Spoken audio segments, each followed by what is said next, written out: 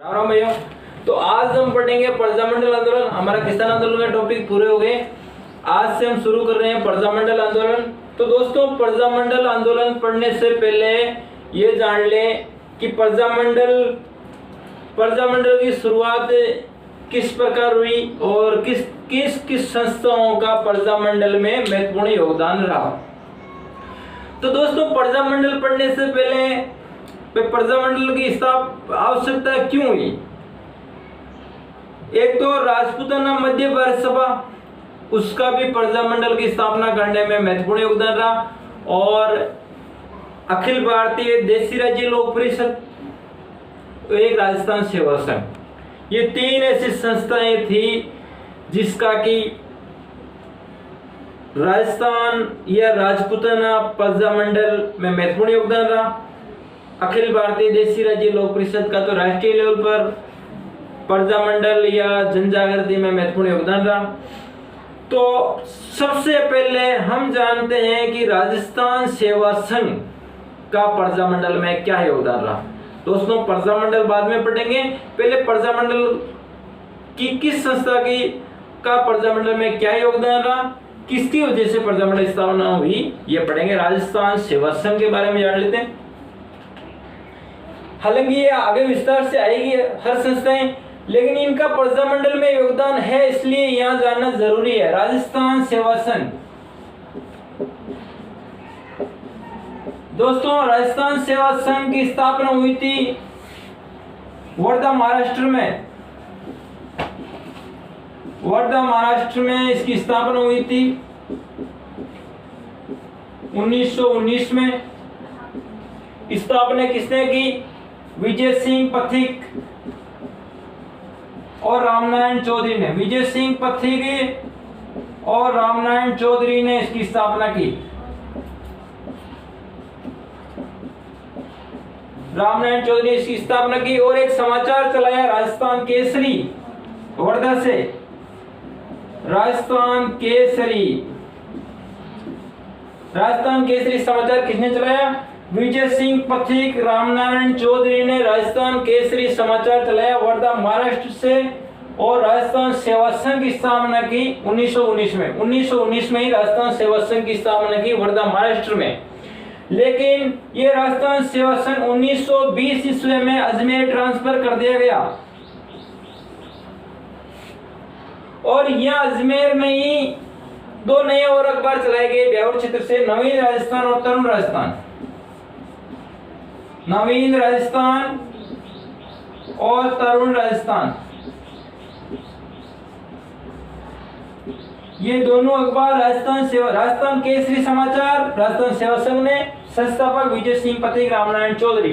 नवीन राजस्थान, तरुण राजस्थान, ये दोनों समाचार राजस्थान सेवा संघ ने, संस्थापक विजय सिंह पथिक, रामनारायण चौधरी। यहाँ तक ये कंप्लीट हो जाता है। इनका प्रजामंडल में, इनकी जनजागृति से ही प्रजामंडल आंदोलन की स्थापना में महत्वपूर्ण योगदान रहा। ये था राजस्थान सेवा संघ। ये राजस्थान केसरी, इसका भी संचालन जब अजमेर आता है तो दूसरे व्यक्तियों के हाथ में इसका संचालन आ जाता है, संपादक दूसरे व्यक्ति बन जाते हैं। उसके बाद हम क्या देखते हैं? राजस्थान सेवा संघ का काम कंप्लीट हो गया। उसके बाद है राजपूताना मध्य भारत सभा।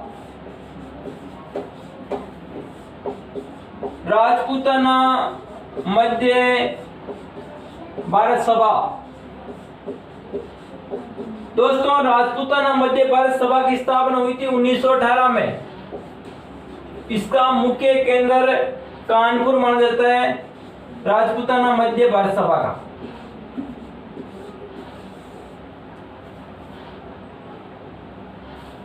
मुख्य केंद्र माना जाता है कानपुर, और इसका प्रथम अधिवेशन भी दिल्ली से ही माना जाता है।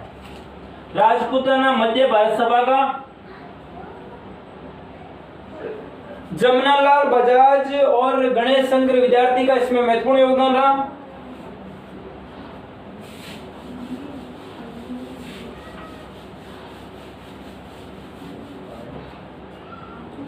राजपूताना मध्य भारत सभा, जमनालाल बजाज इसके अध्यक्ष थे।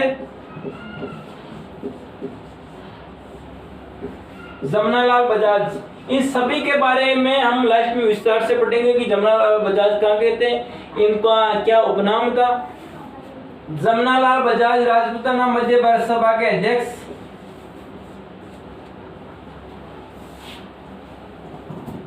और गणेश शंकर विद्यार्थी इसके उपाध्यक्ष थे। प्रजामंडल के साथ साथ ये भी हमारे को जान लेना जरूरी है, क्योंकि ये भी एग्जाम की दृष्टि से महत्वपूर्ण है। गणेश शंकर विद्यार्थी इसके उपाध्यक्ष थे। राजपूताना मध्य भारत सभा के सर्वप्रथम इसकी स्थापना हुई 1918 में। उससे पहले एक मीटिंग हुई थी दिल्ली के चांदनी चौक में। दिल्ली के चांदनी चौक में एक पुस्तकालय है,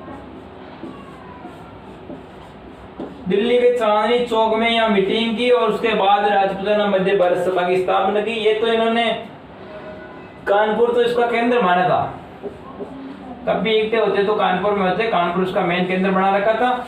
दिल्ली के चांदनी चौक के पुस्तकालय में मीटिंग हुई। गिरधारी शर्मा नामक आदमी ने इसकी अध्यक्षता की। गिरधारी लाल शर्मा। और फिर राजपूताना मध्य भारत सभा की स्थापना होती है। इसमें जमनालाल बजाज राजपूताना मध्य भारत सभा में जमनालाल बजाज के अध्यक्ष थे। गणेश शंकर विद्यार्थी जो कानपुर से एक प्रताप नामक समाचार चलाते थे, ये भी महत्वपूर्ण समाचार पत्र था। गणेश शंकर विद्यार्थी जो मूलतः ग्वालियर के थे, कानपुर से प्रताप समाचार निकालते थे। ये प्रताप समाचार इतिहास में इसका महत्वपूर्ण योगदान है। वो गणेश शंकर विद्यार्थी इसके उपाध्यक्ष थे। ये मूल रूप से ग्वालियर के थे। ये हमारी राजपूताना मध्य भारत सभा होगी। और बात चल रही थी इसमें जमनालाल बजाज का महत्वपूर्ण योगदान रहा। जमनालाल बजाज को क्या उपनाम है, क्या क्या योगदान रहा, वो बाद में पढ़ेंगे। और इसके अलावा रामनारायण चौधरी का इसमें महत्वपूर्ण योगदान रहा। जयपुर के जो सेठ जी अर्जुनलाल शेट्टी, उनका भी महत्वपूर्ण योगदान रहा। और कई लोगों का इस राजपूताना मध्य भारत सभा में महत्वपूर्ण योगदान रहा। अब हम आगे देखेंगे एक दूसरी संस्था जिसका भी प्रजामंडल आंदोलन में महत्वपूर्ण योगदान रहा।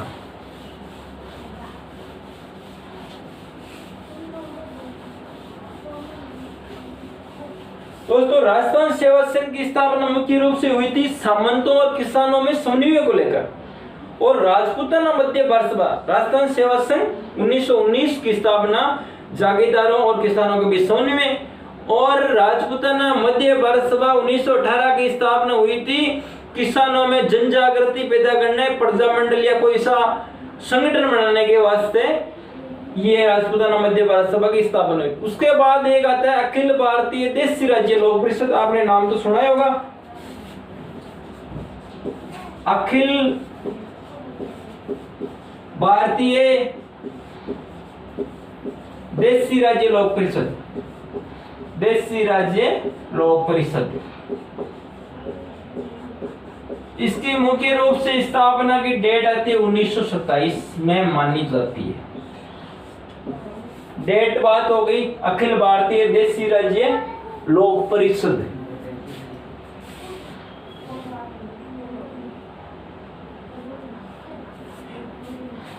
इससे पहली बैठक इसकी होती है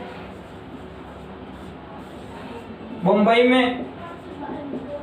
मुंबई में इसकी प्रथम बैठक होती है। उसमें 70 प्रतिनिधि भाग लेते हैं।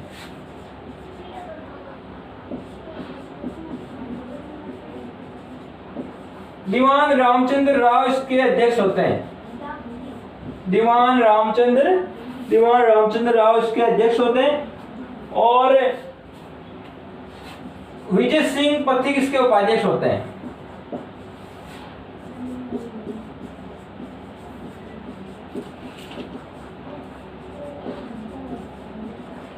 इसकी स्थापना का मुख्य उद्देश्य था देशी रियासतों में या देशी राज्य अखिल भारतीय देशी राज्य लोक परिषद का इसकी स्थापना का मुख्य उद्देश्य था अपना स्वयं का शासन स्थापित करना या रियासतों में उत्तरदायी सरकार की स्थापना करना। रियासतों में उत्तरदायी सरकार की स्थापना करना।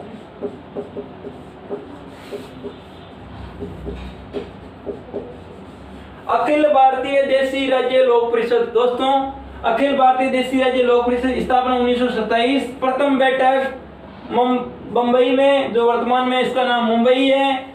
70 प्रतिनिधियों ने यहाँ भाग लिया। प्रथम बैठक में दीवान रामचंद्र राव इसके अध्यक्ष थे, विजय सिंह पथिक उपाध्यक्ष थे। और अखिल भारतीय देशी राज्य लोक परिषद की स्थापना का मुख्य उद्देश्य था देशी रियासतों में उत्तरदायी शासन। तो अब हम शुरू करेंगे प्रजामंडल आंदोलन। ये था कि प्रजामंडल की स्थापना करने में किन संस्थाओं का महत्वपूर्ण योगदान रहा। इन सब संस्थाओं के सामूहिक प्रयास से ही प्रजामंडल की स्थापना संभव हो सके।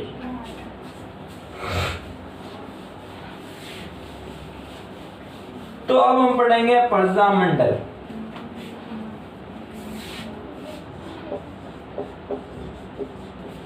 दोस्तों, प्रजामंडल ऐसे आंदोलन है जो हर भर्ती, राजस्थान पुलिस, रीट, पटवार, ग्राम सेवक, एलडीसी, आरएस, हर भर्ती में प्रजामंडल से संबंधित 1, 2 और कई में 3, 4 क्वेश्चन भी इसमें शामिल होते हैं। तो प्रजामंडल आंदोलन अगर आपके समझ में आ गया तो फिर राजस्थान जी के कुछ भी नहीं बचेगा, ये मेरा मानना है। प्रजामंडल आंदोलन सबसे पहले किस प्रजामंडल की स्थापना राजस्थान में होती है? तो होती है जयपुर प्रजामंडल। जयपुर प्रजामंडल, इसकी स्थापना 1931 में होती है। लेकिन इससे पहले ये जानना जरूरी है, जयपुर प्रजामंडल या जयपुर में जन जागृति का श्रेय किसको जाता है? अर्जुन लाल सेठी, सेठ अर्जुन लाल जी को। सेठ अर्जुन लाल को जयपुर में जन जागृति का श्रेय जाता है। इनके बारे में भी, इनका क्या योगदान रहा, ये हम आगे विस्तार से समझेंगे। अर्जुन लाल जी के बारे में प्रश्न पढ़ेंगे, लेकिन अभी हम प्रजामंडल आंदोलन पढ़ रहे हैं तो इसके बारे में जानना जरूरी है। अर्जुन लाल सेठी का जयपुर में जन जागृति में महत्वपूर्ण योगदान रहा। जयपुर में जन जागृति में, और 1931 में राजस्थान में सर्वप्रथम जयपुर रियासत में प्रजामंडल की स्थापना हुई कर्पूरचंद पाटनी की अध्यक्षता में। कर्पूरचंद पाटनी इसके अध्यक्ष बने। तो रियासत में जन जागृति तो फैलाई अर्जुन लाल जी सेठ जी ने, और कर्पूरचंद पाटनी दोस्तों इसके प्रथम अध्यक्ष बने। जयपुर प्रजामंडल 1931 में हालांकि बूंदी प्रजामंडल की भी स्थापना हुई, लेकिन इसके जयपुर के बाद में इसकी स्थापना हुई थी। उसके बाद आता है 1936 का दौर। जयपुर प्रजामंडल की पुनः स्थापना होती है, कुछ इसमें सुधार होते हैं और मतलब बढ़ चढ़ कर ये जयपुर प्रजामंडल आंदोलन में भाग लेता है। तो पुनः स्थापना होती है 1936 में। चिरंजी लाल मिश्र अध्यक्ष,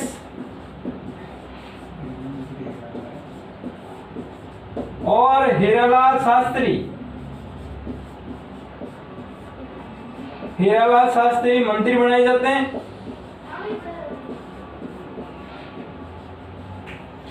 उन्नीस 1938 में एक बार पुनः इसमें चेंज होता है और अध्यक्ष बना दिया जाता है जमनालाल बजाज को इसका अध्यक्ष बना दिया जाता है। यहां तक बात समझ में आई। जयपुर प्रजामंडल 1931 में स्थापना। बूंदी प्रजामंडल की भी स्थापना दोस्तों 1931 में हो गई थी, लेकिन जयपुर प्रजामंडल के बाद हुई। और सेठ अर्जुन लाल सेठी को जयपुर में जन जागरण का श्रेय दिया जाता है। जयपुर प्रजामंडल की स्थापना 1931 में कर्पूरचंद पाटनी की अध्यक्षता में हुई। सर्वप्रथम अध्यक्ष थे कर्पूरचंद पाटनी। जयपुर प्रजामंडल की स्थापना किसने की? तो कर्पूरचंद पाटनी, प्रथम अध्यक्ष कर्पूरचंद पाटनी। 1936 में पुनर्स्थापना हुई। चिरंजी लाल मिश्र इसके अध्यक्ष बनाए। हीरालाल शास्त्री को मंत्री बनाया गया। और 1936 के बाद ये 38 में जमनालाल बजाज को इसका अध्यक्ष बना दिया गया। फिर 1939 में सत्याग्रह आंदोलन चलता है। सत्याग्रह आंदोलन में भी ये बढ़ चढ़ कर भाग लेते हैं और इसमें रत्नदेवी शास्त्री, जो हीरालाल शास्त्री की पत्नी है, वनस्थली विद्यापीठ टोंक जिसकी स्थापना की, और रत्नदेवी शास्त्री ये भी सत्याग्रह में भाग लेती है। दुर्गावती देवी शर्मा भी इसमें भाग लेती है। और ये दुर्गावती देवी शर्मा इसका सत्याग्रह का महिलाओं का नेतृत्व करती है। दोस्तों यहाँ तक बात कंप्लीट। रत्न महिलाएं कौन सी भाग लेती है? रत्न देवी शास्त्री, दुर्गावती देवी शर्मा। दुर्गावती सत्याग्रहों का, महिला सत्याग्रहों का नेतृत्व करती है। 1939 में ये हुआ था। अब बात आती है आगे 1942 की।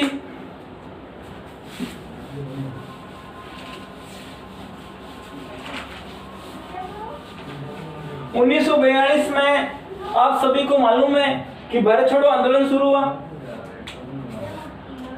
बात आती है 1942, तो अंग्रेज सरकार भी भारत छोड़ो आंदोलन से घबराई हुई थी और देशी राजा भी भारत छोड़ो आंदोलन से घबरा रहे थे। तो जयपुर रियासत में जन जागृति थोड़ी ज्यादा ही फैली। तो राजा महाराजा पहले ही जन जागरण करने वाले लोगों से समझौता करने लगे और हीरालाल शास्त्री और जयपुर के पीएम के बीच में एक समझौता हो गया,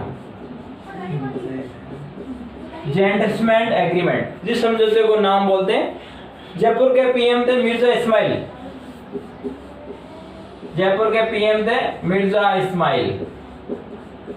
तो हीरालाल शास्त्री और मिर्जा इस्माइल के बीच में दोस्तों एक समझौता हो जाता है, उसे कहते हैं जेंटलमैन्स एग्रीमेंट।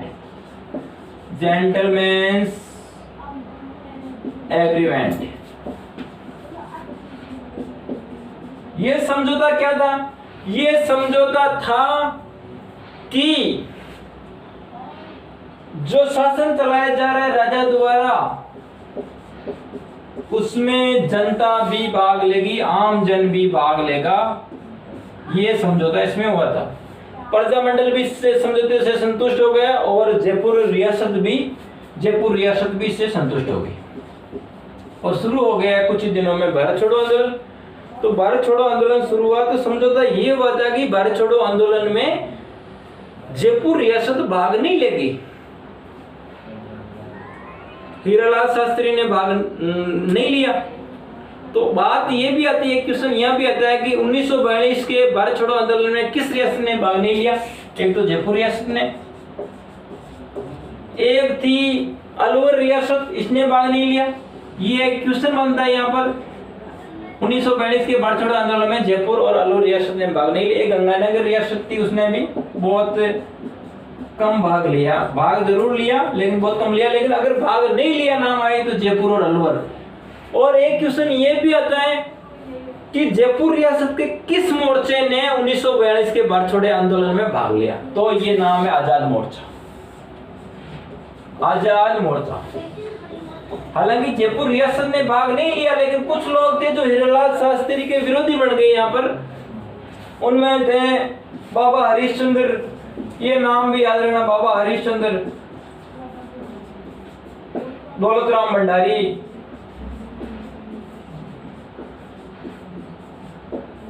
दो तीन आदमी और थे, बाबा हरिश्चंद्र, दौलतराम भंडारी। ये आदमी थे जिन्होंने आजाद मोर्चे का गठन किया और 1942 के भारत छोड़ो आंदोलन में भाग लिया। तो दोस्तों बात ये आती है कि भारत छोड़ो आंदोलन में जयपुर और अलवर रियासत ने भाग नहीं लिया। अगर क्वेश्चन ये आए कि 1942 के भारत छोड़ो आंदोलन में जयपुर रियासत के किस मोर्चे ने भाग लिया, तो आजाद मोर्चे ने इसमें भाग लिया। आजाद मोर्चा किसने चलाया? आजाद मोर्चा चलाया बाबा हरिश्चंद्र, दौलतराम भंडारी, लोणकर्ण, ऐसे आदमी थे इसमें जिन्होंने आजाद मोर्चे का गठन किया।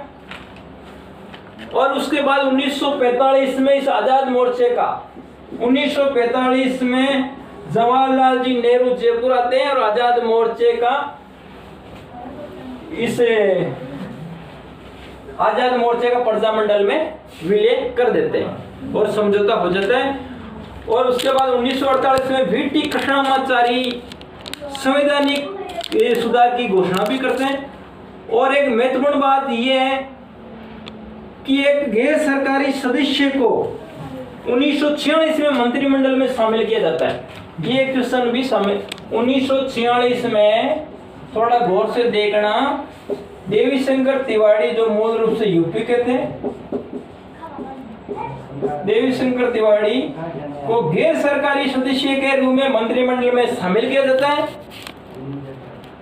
तो जयपुर रियासत वो कौन सी रियासत थी जिसने सबसे पहले गैर सरकारी सदस्य को मंत्रिमंडल में शामिल किया? जयपुर रियासत देवीशंकर तिवारी को गैर सरकारी सदस्य के रूप में शामिल किया 19